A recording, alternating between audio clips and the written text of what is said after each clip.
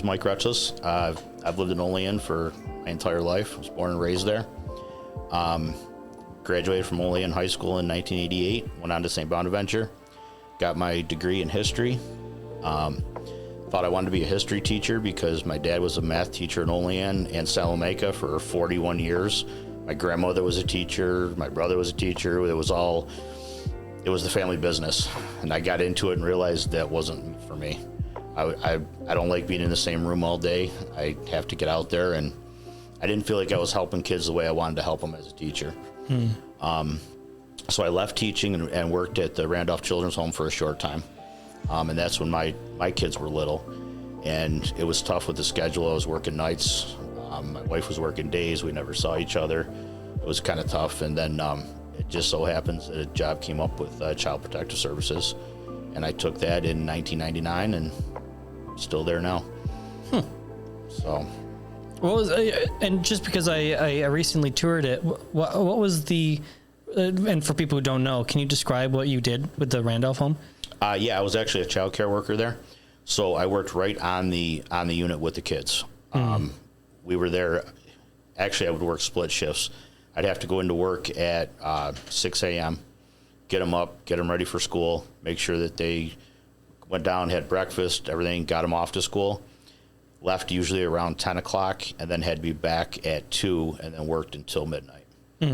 So that was 4 days a week. I would do that. Now, I was, because I recently toured the building, and I was given a tour by some of the kids who attended, I was quite impressed with the options that they provide for those kids there, in terms of, like, the one girl was showing us around their equestrian studies and all the horses that they take care of and all the responsibilities that they're given just to make sure that they can ride the horses. And then there were a couple other girls who were really excited to talk about some of their, like, culinary art studies that they've been working towards. And then there was the one really wanted to show off her dormitory style room, and she was so excited about it. Was she in one of the apartments? Yes. Okay. Yeah, because they have units and apartments, and you earn that depending on your level. So, and they earn the apartments. And that was a great program for us because the kitchen wasn't very good, and so some of the girls that cooked in the apartments used to cook extra and bring us down and let us eat the food that they made rather than the stuff in the cafeteria. So it was good for them too. I've heard a lot of good. I've heard a lot of bad about it. If you don't mind, what was your opinion? I think, in theory, it's a good theory to have a children's home like that. The problem is the funding. In 1998, I was making $9.25 an hour to work there because I had a degree. Everybody else there made $10. I got an extra 25 cents because I had a bachelor's degree. So you don't normally get people in there that can afford to make that a career. So the turnover's there, and you don't get the consistency with the kids like you should. So, but it all comes down to funding. If you could pay more, then people would stay there a lot longer. But help me, just because I'm completely unfamiliar with this. What's the funding structure like for a place like that? Did they rely on state funding mostly, or were they?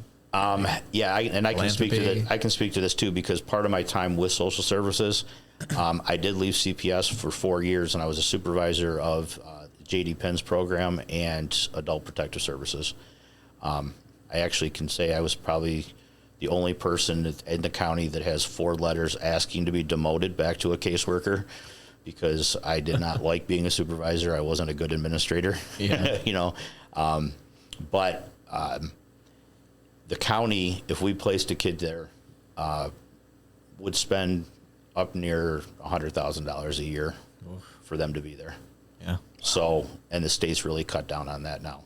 Really? It's really difficult to get a child placed into a place like that. Wow. Now, for those who aren't familiar with it, can you explain a little how a child would get there and what that level is? Never mind. Forget that second part. That's the second question I'll ask later. But how does a child get there? Okay. It would go through court. Normally, a parent, a school, us as child protective workers, we can file what they call a PINS petition on a child. Or if they were adjudicated as a juvenile delinquent, they could be placed into a residential facility. But there's a long process that they have to go through the family court process before they get placed. Or on the flip side, you could also we had one child there that was left at the downtown bus station in Buffalo as a baby and had nowhere else to go.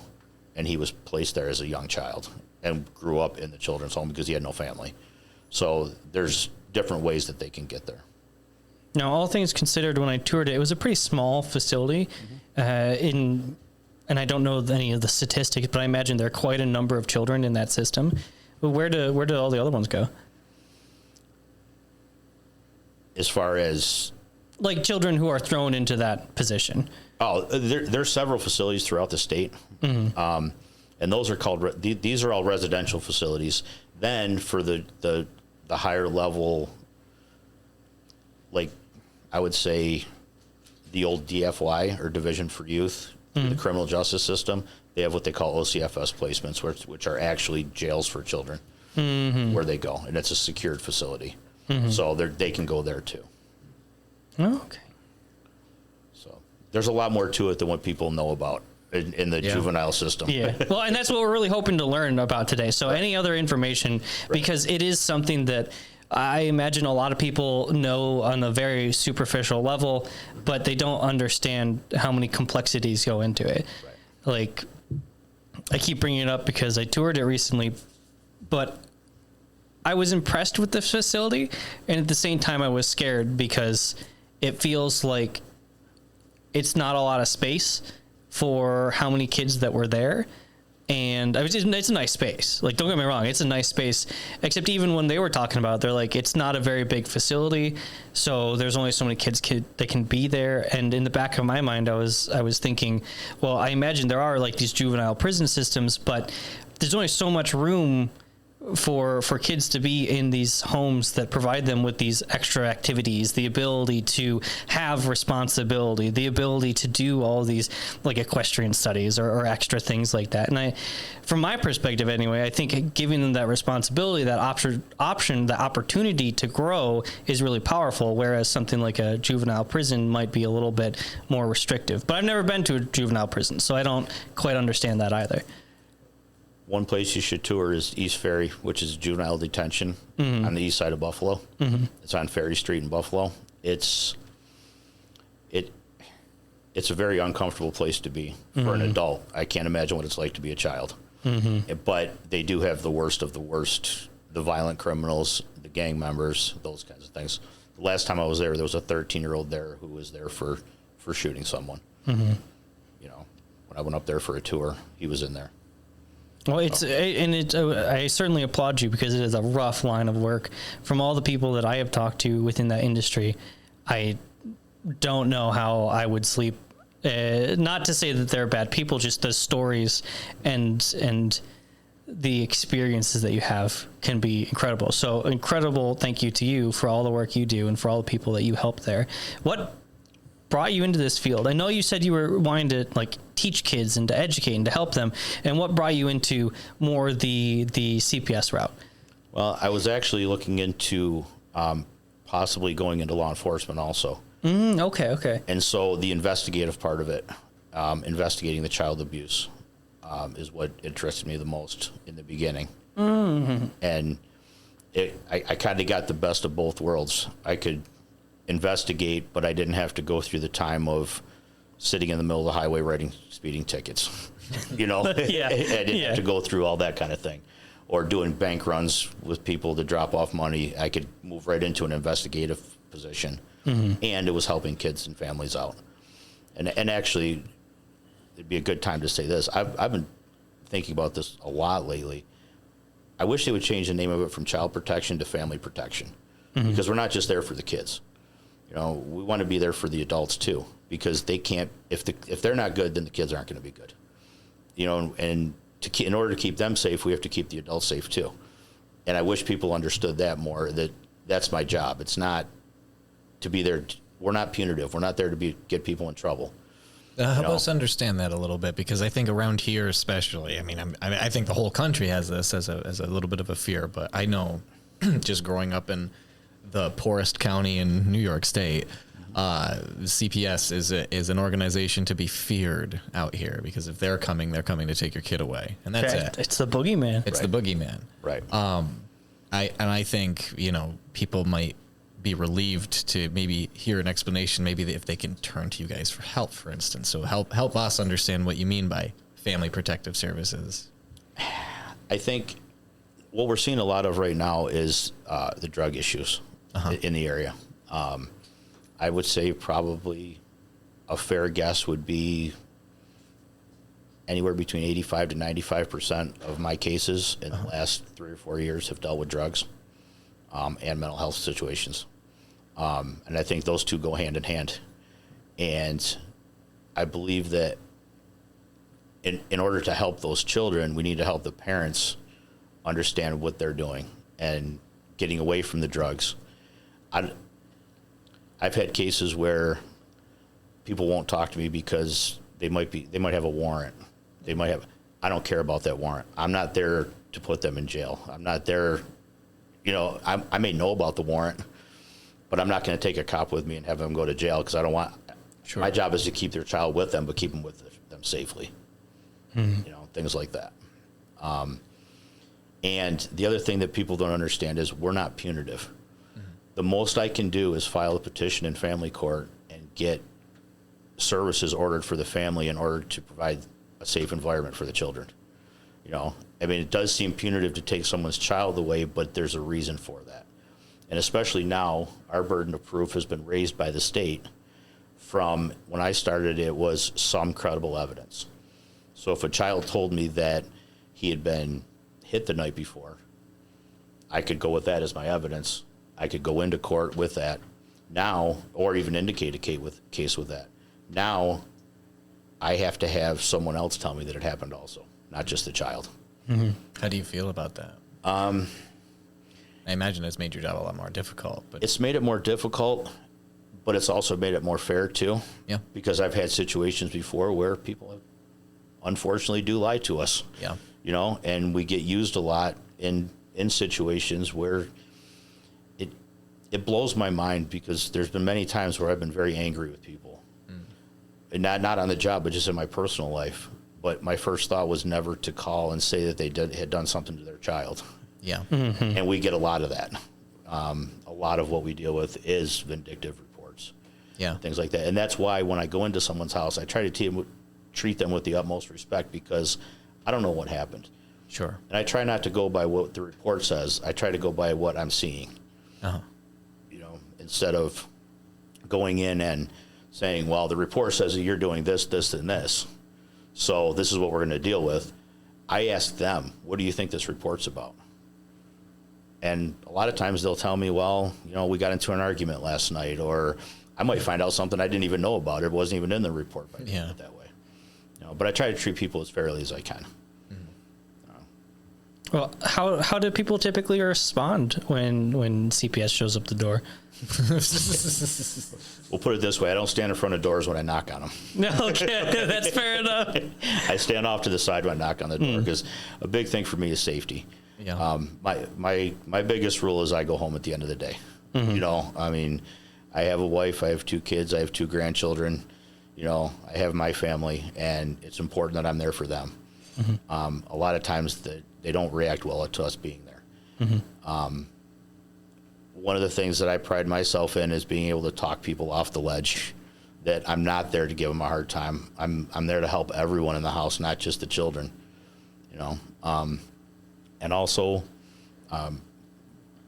we talked about this a little bit off camera before we started, people have said to me, you've taken my children. Well, I don't take people's children. They lose them. They've done something that makes their children unsafe. I then have to step in and make them safe until they can get better and provide a safe environment for the kids. And that's what I try to make people understand. We're not the bad guy. We're here to help you as well as your children. So. And how does some of this stuff affect the kids themselves? I mean, you're already kind of in an abusive situation at home, and then all of a sudden you're in this kind of foster care system, whether it's temporary or unfortunately sometimes more permanent. What are some of the effects on the kids that this stuff have? Unfortunately, I can't speak too much to that because, and I wish I could say more, because we don't see the end result a lot of times. Oh, yeah. Because I do the initial investigation. Our department is split up, and most of the ones in New York State are split up this way. There's Child Protective Services and there's child welfare units. We do the initial investigations, and then if there's an issue or a problem that they need help with, Out of your hands. then it goes on to child welfare. We file petitions in family court, and they get things ordered, and I don't always see the end result. Unfortunately, I've been there long enough now where I've removed kids from kids that I've removed. I've also have cases where both parents I've removed, and now they have reports called in on them. So I'm in my second, third generation of the job now, and it's kind of discouraging at times to see that. But then there's also the ones that you see that they come up to you, and I may not even remember them, and they'll be like, "Hey, do you remember when you came to my house?" And they're 30 years old. I said, "No." Well, they were 5 at the time, So, I did make an impression on them. Yeah. So it is nice to see that, but we don't see it very often. It sounds like some things work. Sounds like some things don't. As a whole, what are your opinions on the system? Do you think it's doing what it's supposed to? Do you think it's cracking? Like, where are you at? What's good? What's could be better? I think if the reputation of CPS was better, like you guys were saying, until you're in the system, that you're not out there trying to get people. You're out there trying to help them. And if people understood that more, that would help us do our jobs better. But I don't know if you can ever make people understand that, because it's hard when families have grown up generationally in that situation. That's their normal. Yeah. And me coming in and saying, no, that's not normal. They're very defensive about that because they're happy in their life. It's what they know. Right. I had a 12-year-old who got hit with a pan once. He was washing the pan in the wrong direction. And when I talked to him, he said, "I like when my mom hits me like that because it tells me what I do is wrong." He didn't understand that. And I told him at that point, my job is to make your mom get you to understand that in a different way, not hitting you in the head with a frying pan. So, and that's just one example over 25 years. And it was only because he was washing the dish in the wrong direction. There seems to be, there's a lot of pet theories, that Gen X and lead being taken out and blah, blah, blah. But like I've noticed, and perhaps it's poverty related, I tend to think it often tends to be because of all the stressful factors that pile on. But why do you think that we've noticed at least so much more of this kind of parent-child violence that's been taking place over the last 20, 30 years? Is it because there's more resources being put into reporting and investigating, do you think, that we're just seeing more of it? Or do you think that there's something kind of brewing under the surface? Or do you think we've always kind of had a culture of child abuse that's been normalized? And I think we've always had that culture. I think the difference is people talk about it more now. Yeah.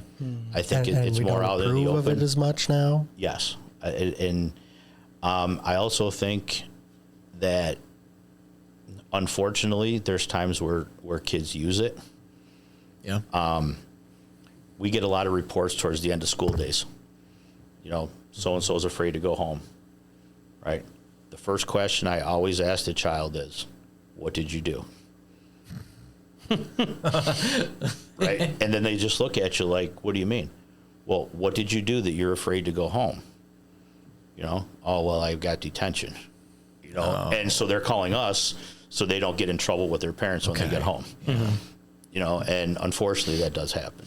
Yeah, and Really? that's scary because then what happens when there's a kid who's actually scared to go home for an actual reason, Right. and then they do call and they are in crisis, and what if they aren't taken seriously because you're so used to getting crack calls? Yep. And we can fall into that. And I say it all the time. Like I told you before, I'm very, very conscious of my safety and my other workers' safety. But when you get complacent is when people get hurt. Yeah. And it is very easy to get complacent when you're getting 15 calls on the same family and you're realizing that this kid's using the situation. Well, that one time it may not be. So that's why we have to take each one of them seriously. Yeah. You know, but I always do ask the kids that because there's always something that they've done either in school or at home or something's happened. Not to say that the parents' reaction was correct, Yeah. you know, but what happened to cause you to be afraid? And then we'll talk about if he comes out and says, well, my dad's going to do this because he's done it in the past. We'll talk more about that, Yeah. you know, and then I'll talk to dad after that. Man, this is ugly shit. Like, there's no other way to say it. It's, This is. and the things we've talked about are the minor things. Yeah, I mean, we're kind of grazing this. We're just kind of doing a surface level thing because we can't get into specifics. Right. Right. Yeah. There's been cases that I've worked that they could be Netflix documentaries, Yeah. you know, and people don't even know they're going on around here. And unfortunately, when you read the newspaper, and it's one of the things that's made me not trust newspapers now and news outlets and things is I'm working an investigation. I know what's happening, but I know what they're writing, Yeah. and it's not even close to what's really happening. Yeah. You know, but they can't know either. You know, Sure. they can't know what's going on. Right. They're not Right. in the mucka. Right. Right. Do you find that happens often Yes. these days? Really? Yeah. Yep. Well, I mean, you know, kids are important. We want to protect kids. It's so easy to sensationalize stuff about it. Oh, absolutely. And And you I see it a mean- lot on social media too. Oh, easily. You look at the Facebook posts, Yeah. you know, I mean, No faster way to stir a shit storm than for a parent to be like, my kid at school, blah, blah, blah. yep. And it's funny because we know the real stories. Yeah. And then these people that are putting stories out online about, oh, CPS came and took my kids and they did this and they did that and they did this and they did that and it wasn't necessary and we can't respond to it. Yeah. You know, and so that's the reputation we get, and that adds to the reputation because people read that, and whatever they read on social media is what's true. And Right. you know, I wish we could come out sometimes and say, no, that's not what's happening. So, What kind of changes would you like to see going into the future? I would like to see an emphasis put more on the families than the paperwork the state wants done. I have a very good friend of mine that we actually wrote the protocol for all the fatalities of children in the county several years ago because we were doing some and everybody was doing them and we were getting the check marks all over the place from the state. So we went to our boss and said, can we sit down and do this? And he said, yeah. So we sat down with the two representatives from the state and we actually wrote the protocol that we still use today. And he is very good at keeping track of those check boxes. You know, what the state wants, what the state requirements are. I'm terrible at it. Okay. I'm the guy who cares more about talking to the people. Okay. Getting what the information from the people instead of, okay, like one of the requirements, if an ambulance responds and there's 5 people on that ambulance, the state wants you to talk to all 5.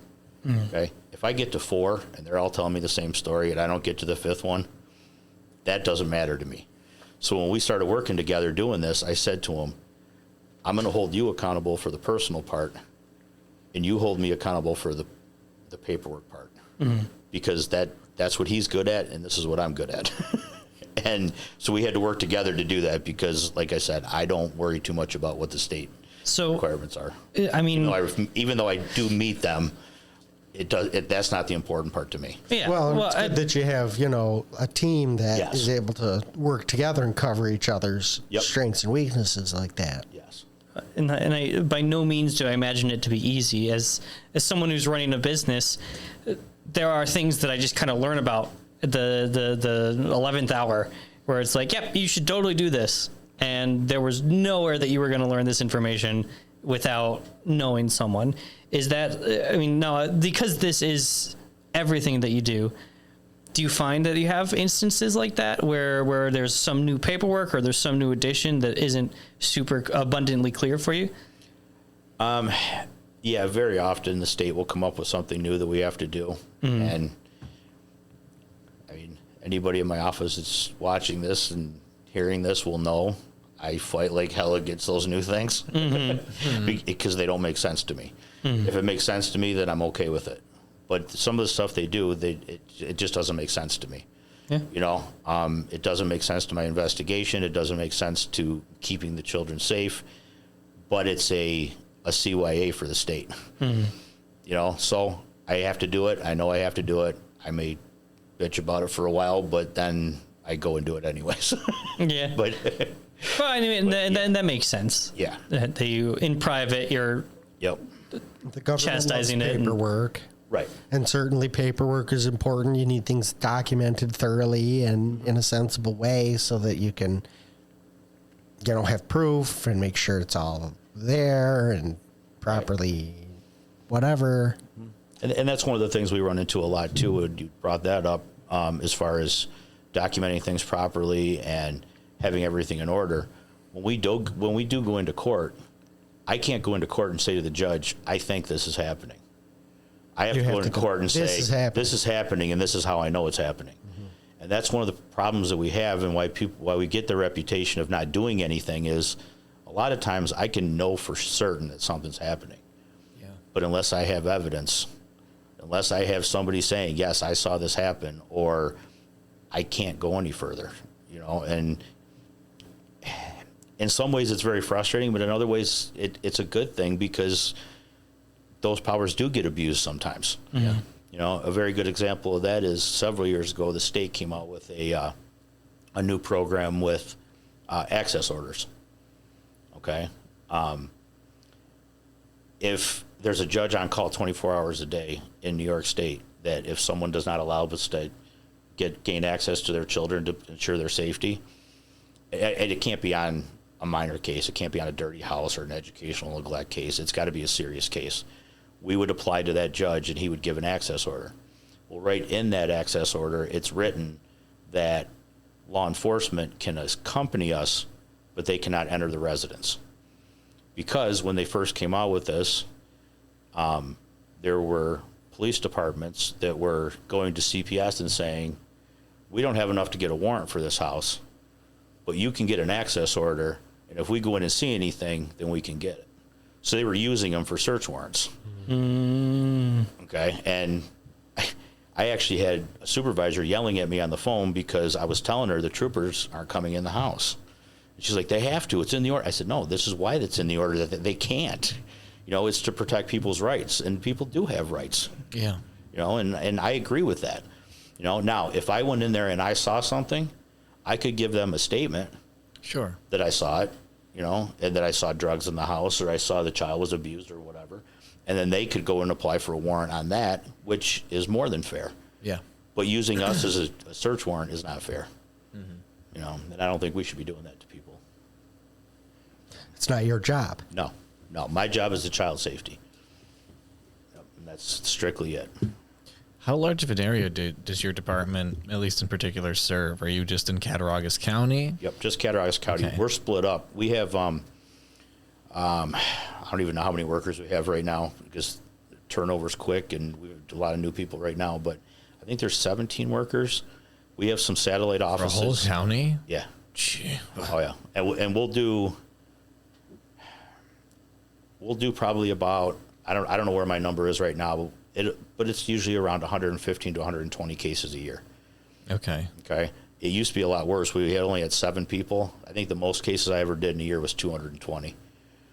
So, So Wow. So just to like make sure I have this straight, there are many times where you're fearing for your safety in a situation that is constantly changing with paperwork and just the bureaucracy of it, and you have a ginormous caseload. Not to focus on the negatives, but to focus on the negatives. It sounds like a crazy, nigh impossible job at times. It is. Like I can easily see the level of turnover. It's just like you never know when you might get shot at for knocking on a door. You never know what kind of situation you're going to walk into. And I highly, highly doubt anyone is allowed to be armed as a citizen just going in for CPS. In fact, I imagine, do they have rules against it? Yes. Okay, so yeah, so you have few defense mechanisms Right. walking into the situation, which I do understand and I do get that. And at the same time, that must be terrifying. Well, then maybe the question we should maybe try to ask is what resources do you think or changes do you think need to be made that can not only allow you to do your job better, but allow you to do that thing where you guys can change public perception about how things are going? Because we can do a marketing campaign all we want, but that won't. We can rebrand. It'll get you so far. It'll mostly just burn money. Right. But actually making the changes to the system that allow for you to actually be seen as helping the family. What do you think needs to be done at CPS, either at the state level, at the local level? Is it a funding issue? Is it more policy oriented? I think it's more on how we treat people when we go in the field. Okay. And making them understand that we're not there as their enemy. Do you think that's an issue within the department? I do. The goal is to keep families together because that's ultimately like what we think is in the best interest of the children. Right. And, sometimes we have parents who are not taking care of themselves properly, and so they can't take care of their kids properly. And so a part of your job has to be not just, okay, well, I've got to take the kid away because you're doing this, that, or the other thing. Right. But it also has to be, what do you, the parents, need to have a sense of stability and control so that you can live your lives normally with your children, doing the right things, raising them properly and safely, and taking care of their needs and taking care of your needs as well. Is there you kind of alluded to it. Is there a sort of a stereotypical law enforcement mindset amongst CPS agents when it comes to these cases where most of them are just, I know we have assumption of innocence in this country until proven guilty, but most law enforcement will approach a case skeptically already out the gate. And do you see that happening more unfortunately, often than not? we do too. Yeah. Okay. It's hard not to. Sure. It's hard not to when. I mean, especially with some of the details you hear. Right. And when, unfortunately, 25 years ago when I started, it was more of a law enforcement type mentality. Okay, we're trying to change that more with the younger workers that are coming in. Sure. And trying to show the example of, while we do have to investigate, and part of it is like law enforcement, we're not law enforcement. Mm-hmm. We don't put people in jail. We get them help. Right. We get them help when they need it. And the hardest part of that is making people understand when they need help. Okay, because they don't need help, according to them. Yeah. Okay, they're putting their kids to bed and, using fentanyl and fading out. That's not an effect on their kid. They don't understand that their kid could wake up that morning and they're dead on the floor. Yeah. Their kid could wake up in the middle of the night with something wrong and they can't wake you up. They can't wake you up. Exactly. I feel like, and this thought kind of popped into my head earlier, but it's almost like when CPS comes knocking, accountability's at the door. Yes. And if you can't stand face to face with holding yourself accountable, especially if you've got a kid, and I mean, I don't have a kid. I played at dad for a couple of years, kind of non-consecutively, and it taught me a lot about how difficult it is and how much sacrifice you have to make. And it really kind of centered me in the fact of, wow, parents have a lot on their plates, don't they? And yeah, so when you're not well and you're not able to really even think about the fact that you're not well, yeah, no shit. CPS comes knocking at the door and you go, well, what the fuck am I doing wrong? Right. I'm not doing anything wrong. I'm trying to do everything right. How? Oh, sorry. Go ahead. I'm curious, just because my own personal history. How often do you find that?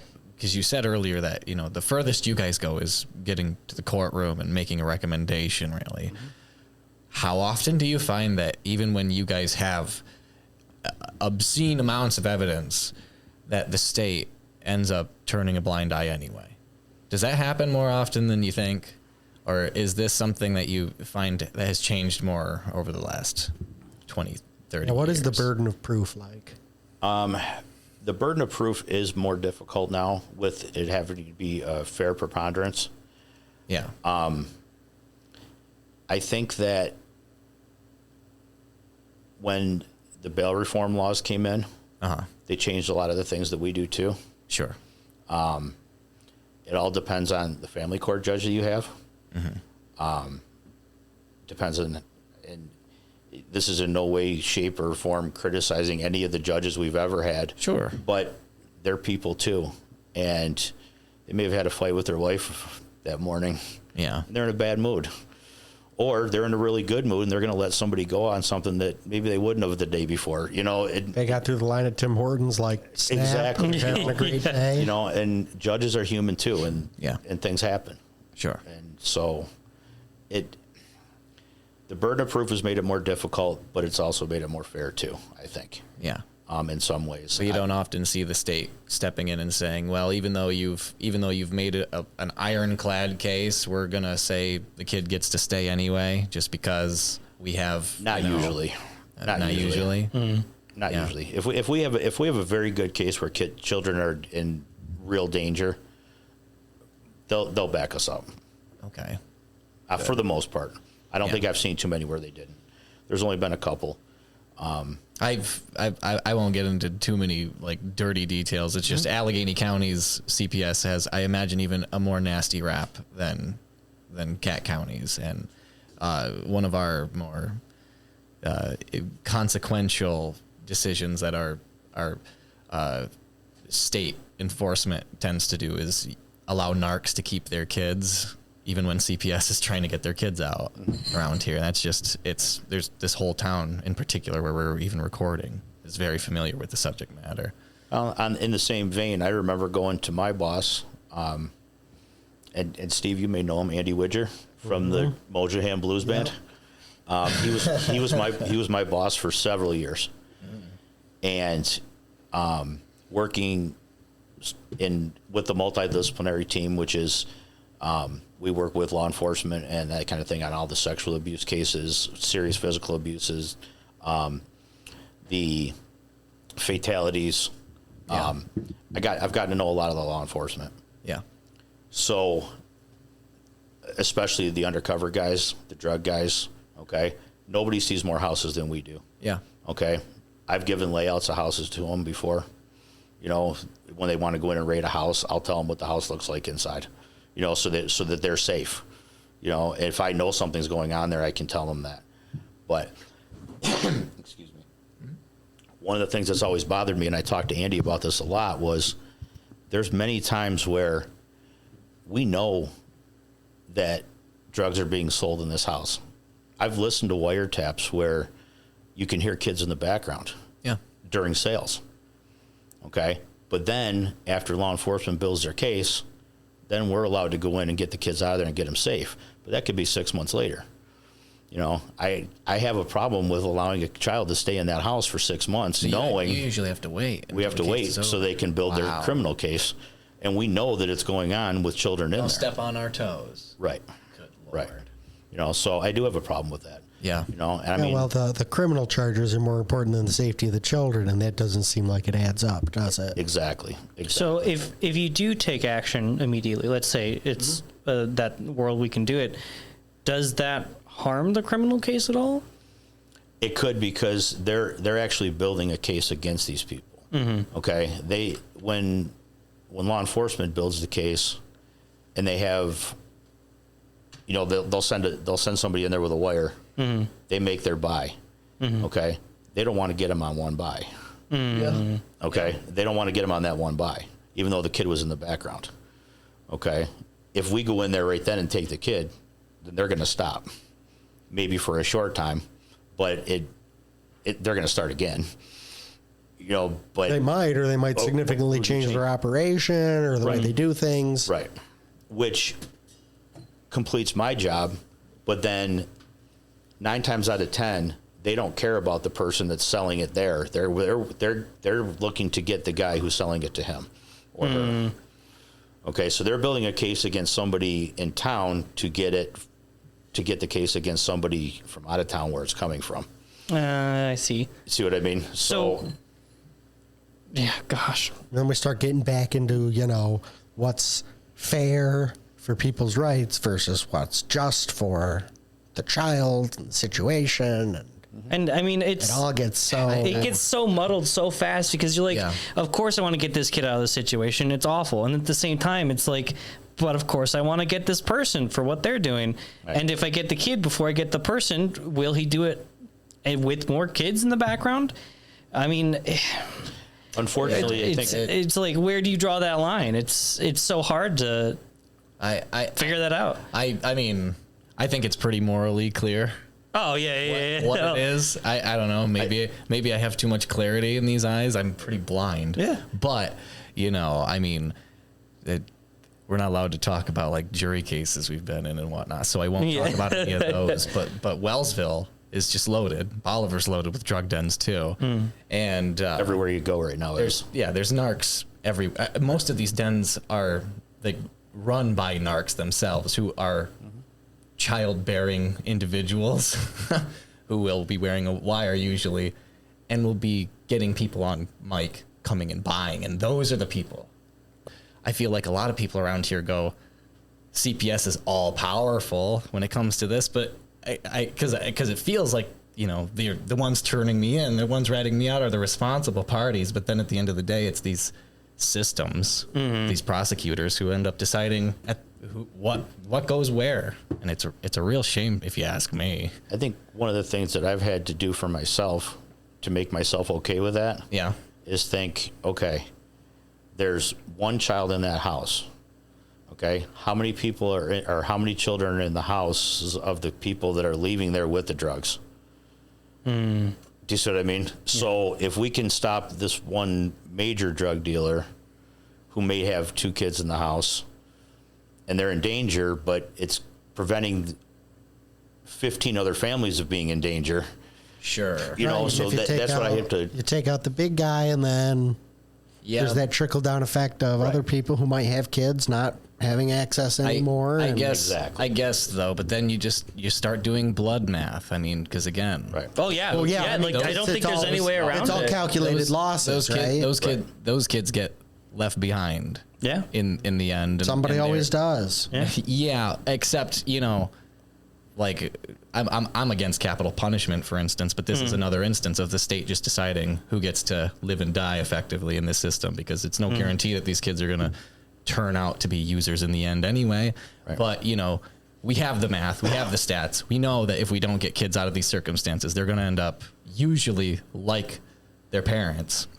And when we have this fucked up, broken ass system that tries to sell itself as justice, being like, no, we can farm individuals for the sake of saving more, or you can stop the sale. You know about it. If you can find this guy, you can find the others. You guys are paid a government fucking salary. This is your job. No offense, not you. You're not the one doing these investigations. No, I understand what you're saying. You know what I mean? Yep. Because your job's already hard enough. You shouldn't have to go, I have to walk away from this case because I've built it, but I can't. I found out the guy's, right. he's talking to the feds, so therefore I can't touch it. And on the flip side, I understand how difficult their job is in stopping the drug trade, because it's absolutely crazy right now. Yeah, I mean, it's never been easier. Not getting any better. It's way worse than it's ever been. Yeah, I mean, I was just talking to Colleen and Dylan the other day about all the needles they're finding behind the music store. Oh yeah, it's everywhere. It's everywhere, and there's no more meth labs in town, thankfully, or at least we know of so far. Right. People aren't making it themselves anymore. Yeah, it's here. it's really easy to get now. You know, You have enough. yeah, yeah. Nobody has to make it themselves anymore, and you can see the difference when you go in a house and you find meth. You can see the difference in the quality of it compared to what people were making in their basements.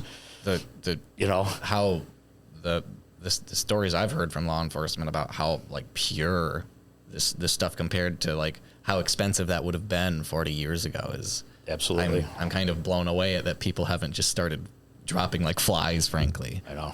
Well, they kind of have. Yeah, I mean, so. I don't mean to make a joke out of that, but they have. Yeah. You know, my two kids are 28 and 25, and the last time that they were both home, we were sitting there at the table, and they were naming off probably 6 or 7 people that they know that have overdosed and died. You know, and my son's 25 I have years multiple old. friends who've lost people that they've known, younger friends than me, who've lost people to overdoses, addictions, whatever, something bad in there. Right. Same here. I'm only 27. Like, it's nuts. Yep.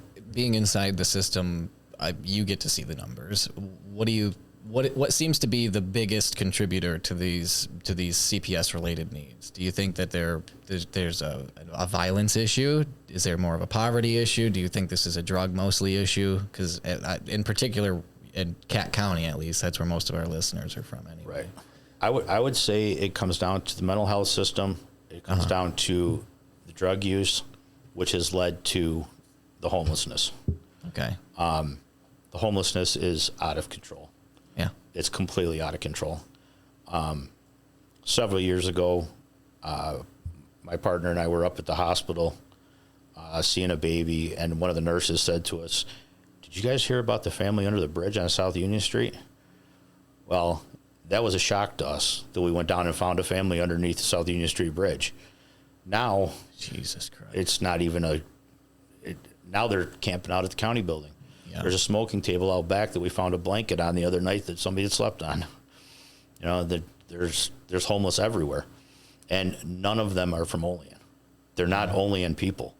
You know, they're not even from our county, some of them.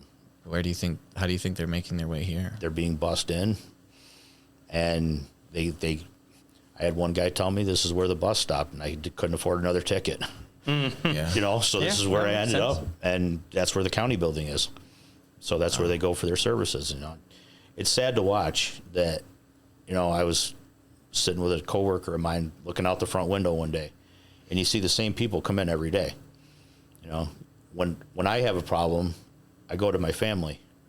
Yeah. You know, when I need help with something, I go to my family. This has been so generational for so many people that They don't have when those they have help, resources. right? Where do they and go? when they need help, they go to the county building. Yeah. That's where their all family they is. got. Right. And Right. well, all three of us, because of what we worked in previously, we've experienced a great number of people that are just downtrodden, and they just keep getting smushed by life and things. And like, so, I mean, I always jump to this because it's the easiest to understand, but if you're in the Olean area, I really challenge you just to try to use the bus routes. Just try to get to one part of, just name a part of Olean and try to get there and see how many hours it takes and see how many areas that just have no sidewalks that you can walk on, and just try to figure it out. Try to make it work. I mean, I can't even describe the bus schedule. Like, if you look at the bus schedule, especially a black and white version, I mean, it looks like you're looking at a static television. You can hardly discern any information from it. It's just brutal. There are so many holes that we have where once you fall below a certain something, you're just stuck. Right. And there's not much that you can do. Right. And it becomes overwhelming to people. And then the mental health kicks in. And the drugs kick in. Then the drugs kick Right, in, and right. it becomes cyclical. And the depression kicks in, and you can't get out of it. Yeah. That's Well, what options do you have? You don't have families to support you. You don't have options. You've got the county building. Right. You've got Yeah. the government. Right. Well, and through Leadership Cattaraugus, I recently did an event where we were talking with CPS and a number of organizations in the local area that are meant to help people in situations like that. So like the One Stop, in Tandem, the veterans unions, and it was awful. Every table we went to, thanks, Noah. Every table we went to handed us a new packet of information that we would have to fill out. Like we were pretending to be someone trying to go to these organizations. Each organization we went to handed us another thick packet of information and is like, get this to us within a couple days. And then at the end, I just got a couple more to it. And then at the end of the event, we came and had a conversation and we're like, no offense, we understand that you guys are all putting your heart and soul into this, and it takes a certain person to be able to do this, a very powerful of spirit and will kind of person. And at the same time, holy crap, you guys don't even know what you're doing. Like there were so many organizations that were making connections and handing out business cards there at the event where we were the ones learning from it. And those organizations were just figuring out that other organizations existed that can help fill these spaces. It was someone's not doing something somewhere. It was so brutal. Again, jumping back to the perspective of someone trying to do that, even just pretending to try to do that, I was so overwhelmed from how many documents I had to fill out that all had the same information on it. And I was so overwhelmed as like, who did what? Where were they? How do I find them? How do I get to them?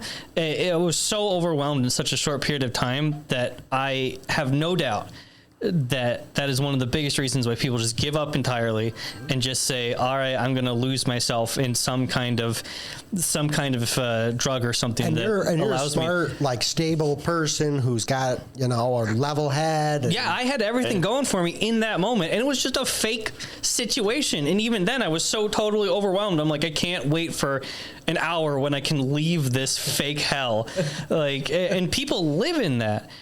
That's just absurd to me. If you were to go to the county building any day of the week, could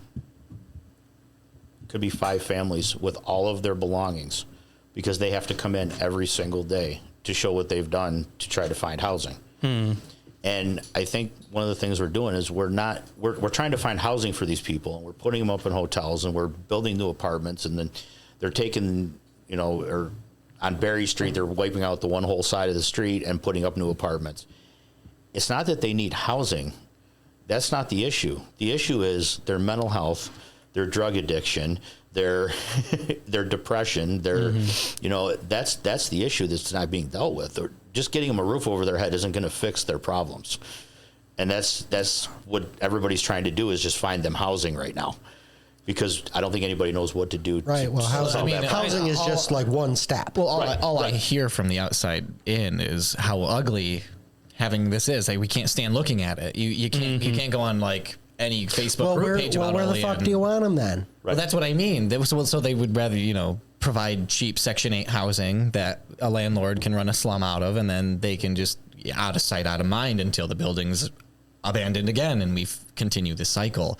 Kind of doesn't feel like there's too many people at local elected officials, at least, who are too interested in doing anything to fix or address these issues. So in that same vein, from your perspective, is there anybody in government right now, or anybody we should be trying to lobby, or who you see as being a champion for trying to actually make changes? Or is there nobody right now who's even interested in this stuff? No, I think people are very interested in trying to change it. They just don't know how right now.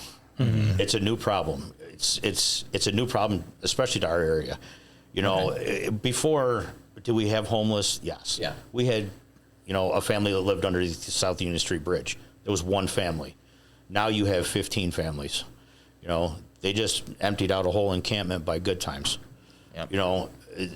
It's a problem that's become overwhelming, and nobody knows how to fix it.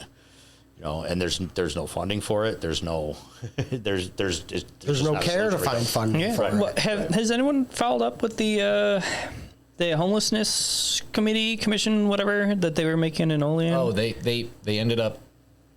So from what I understand, when I read the Olean Times-Herald's article on it, it basically was the mayor went around to every department in the city and told them, you you will send one tribute to the Hunger Games.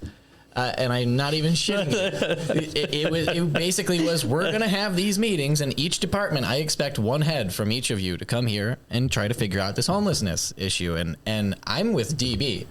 I'm floored by the fact that these guys have not done what you and your people have done it, which is go down and talk to them and see what they maybe need. Right. You know, because they're Right from the horse's mouth. Even. right. You know, because I'm sure they're willing to tell you, yeah, I haven't actually like had a vegetable in like 5 days.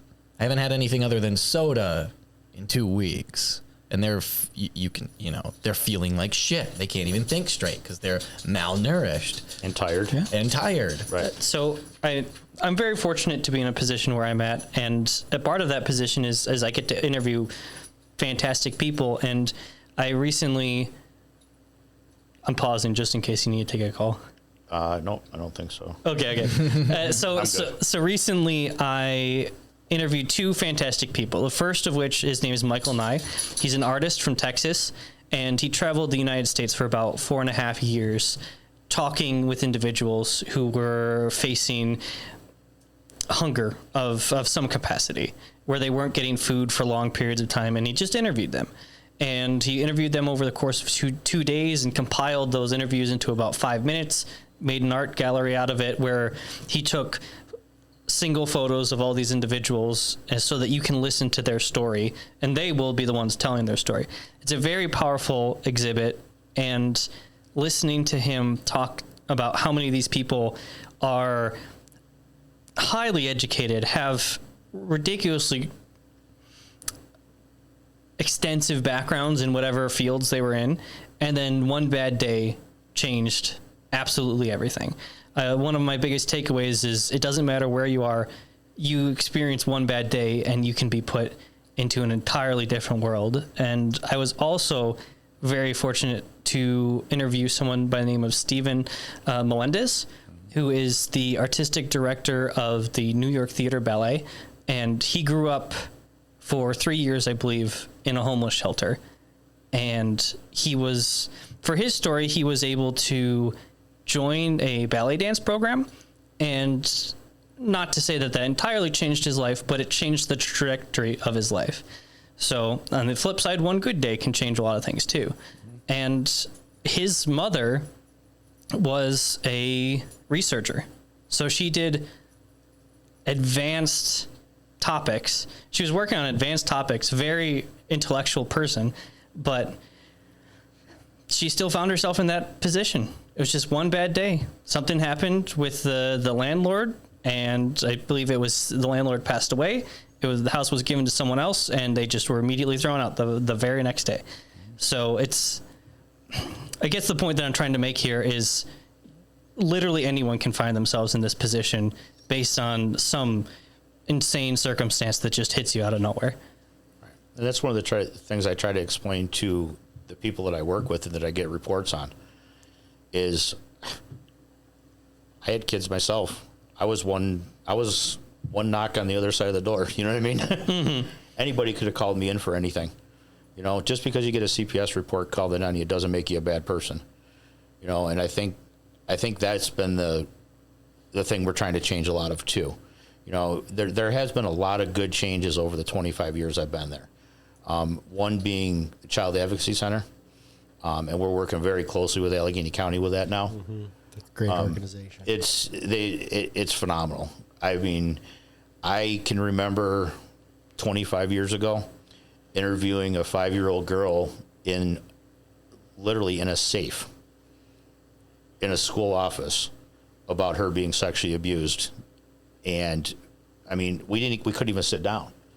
This poor little 5-year-old girl was telling me about what was happening to her while I was standing over her in a book closet that was a safe in the school. You know, no chairs, no tables, no nothing. Now we have the Child Advocacy Center where we work very closely with law enforcement. We have a nurse there who can do physical exams right away, you know, and they only have to be interviewed one time because it's recorded. If the DA wants to see it later, they can watch the video. You know, we've come a long way in things like that. I mean, that sounds a lot less traumatic for a kid. Oh, it's Oh, yeah. huge. And there's a trauma counselor right on site. So That's one of the places that I toured when I was doing the day of it, and the stories they had to tell of prior to their one recording rule were just awful. These kids who had to tell the story over and over and over again, and any like differences really would get them called out, and it would just keep causing more and more problems. right. It's very difficult when you're doing things like that too, because like you said, a little difference in that. Like we have to take very good progress notes when we do an interview. Okay. When I do when I do a case at the Child Advocacy Center, I don't take any notes because it's recorded.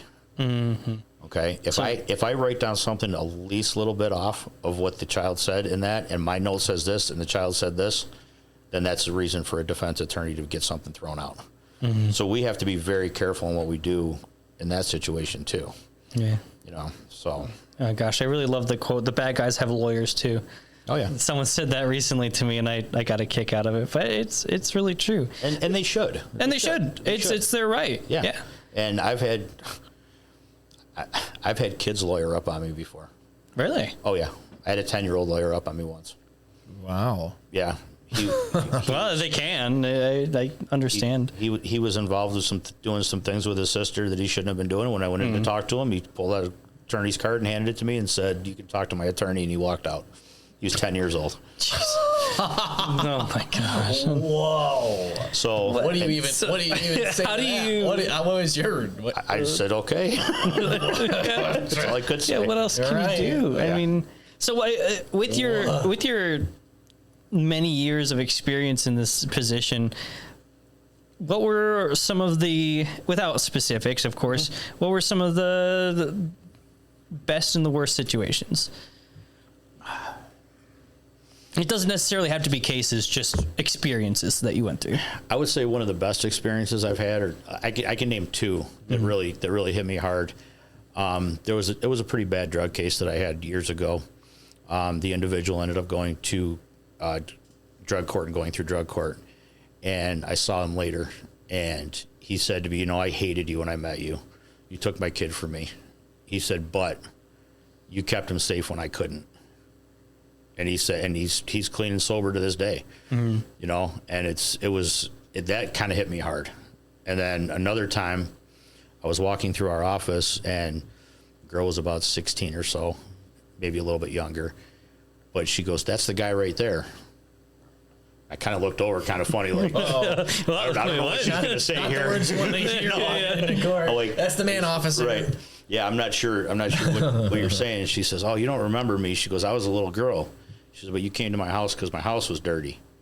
And she said, "But at the same time, my dad had been touching me at night. But because you were there, he never did it again because he was afraid you were going to come back." Wow. And that kind of like the rest of the day, and for a while, it took me a while to process that I went in and told him, basically, for lack of a better way of putting it, your house is a mess. Clean this shit up and get done with it. But that stopped this girl from being sexually abused. Holy shit. That's powerful. And so you don't even know you're doing it sometimes. And so, while it does get discouraging, and especially starting when I started, when we were taught, especially being a guy, because there's not a lot of guys in CPS. It was, you're a guy, go do your job. You're tough, you're a guy. You don't complain about this. This stuff doesn't bother you. It's your job, go do it. And a lot of us, when we were starting at that same time, didn't take very good care of ourselves. There's not one of us that isn't on blood pressure medication. I mean, the shit you guys have to see in here. Right. We drive it. It's like the most brutal of brutal shit. And when you're surrounded by negative all day, Yeah. there's never anything positive. It's always negative. Anytime you have to go do something, it's negative. It's heartbreaking. I had one woman stop my wife at a Christmas party, and it was out of nowhere. She goes, "Boy," she says, your husband's a real cocksucker. He never smiles at us." And my wife looked at her and said, "When he's walking out of the office, do you know where he's going?" Yeah. He's not just filling out an application with somebody. He's going out to do the real deal. when he's walking out. So yeah, he probably isn't in a very good mood when he walks out. You know, and it's true. Oh boy, can't wait to go talk to this kid about how they got molested. Right. You know, Who could do that? right. Or, I mean, like I said, I was on the fatality team for close to 20 years, and it was just 2 of us that did them.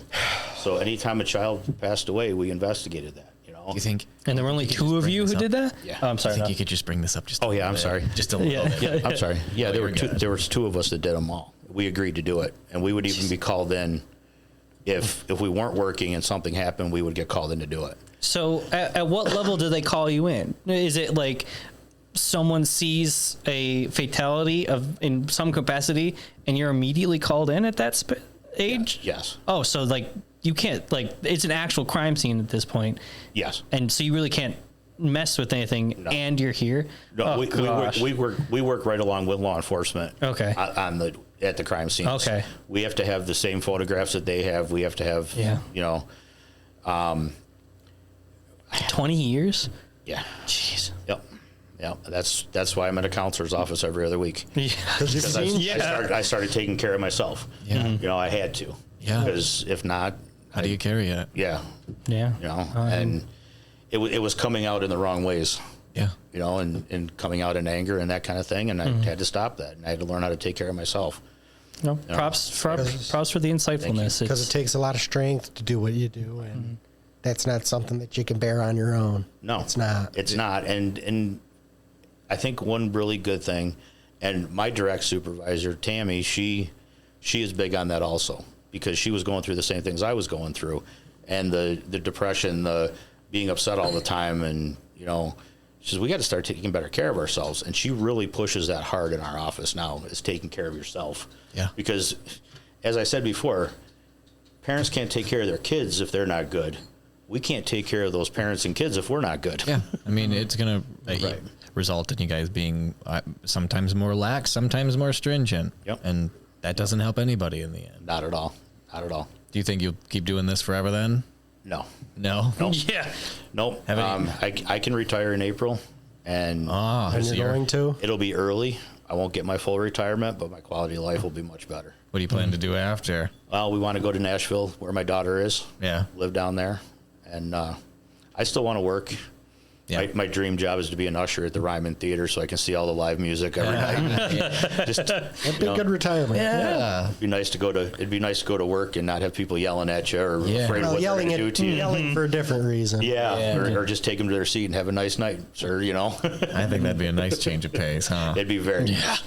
It'd be very nice. I mean, it's to the point where I'll go out, and some nights I have to go home because the crowd's too much for me, you know, or I have to have my back to the wall because I don't know who's behind me, you know, and that stuff is constantly going through my head, and the safety. And when you go in other people's houses, they know where the weapons are and what are weapons, and you don't, and they don't want you there, you know, so it does really wear on you after a while. Yeah. Well, congratulations on your retirement. And Thank you. Yeah. thanks for doing the work. Thank 'Cause, you. You know, this area, as far as I'm concerned, this area needs 4 times as many people working this at a minimum. Probably more. Yeah, frankly. I mean, it's one of the more chronically underfunded things. One of the earliest things that got me really inflamed and impassioned about politics in this area is seeing how readily funding for these types of departments just gets taken away because the elected officials aren't affected by this often. Right. They don't even think about it. Right. So I'm glad we. Or if the county legislature comes out and says we're going to cut a caseworker position, Exactly. it looks really good to the community Yeah. that they're cutting that because we're going to save a lot of money, but really, Oh, we must be doing so great. We don't need it. right? Well, about 85% of my salary is paid by the state, not the county. Yeah. You know, so they're really not saving much. It's just more face. It looks good. It looks good. Yeah.